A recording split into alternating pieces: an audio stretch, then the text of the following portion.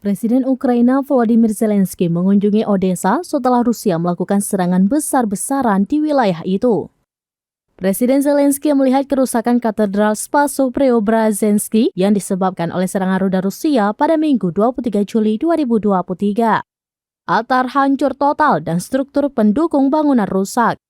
Selama kunjungannya, Presiden Zelensky mengatakan para ahli saat ini sedang bekerja untuk menilai kemungkinan memulihkan bangunan tersebut pada Kamis 27 Juli 2023. Ia mengatakan mitra asing telah bersedia untuk memulihkan katedral itu. Katedral Spaso-Preobrazhensky adalah gereja ortodoks terbesar di Odessa yang didirikan pada tahun 1755 dan ditahbiskan pada tahun 1808.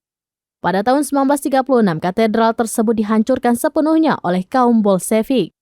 Katedral itu dibangun kembali pada tahun 1999 hingga 2011 di lokasi pendahulunya yang hancur.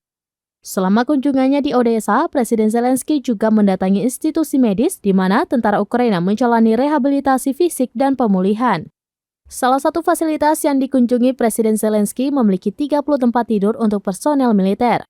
Sebelumnya, pasukan Rusia menyerang infrastruktur pelabuhan di wilayah Odessa, Ukraina dalam serangan rudal. Pelabuhan Odessa telah menjadi target reguler serangan Rusia sejak Moskow menarik diri pada 17 Juli dari kesepakatan yang ditengahi PBB yang memungkinkan biji-bijian Ukraina diekspor melalui Laut Hitam.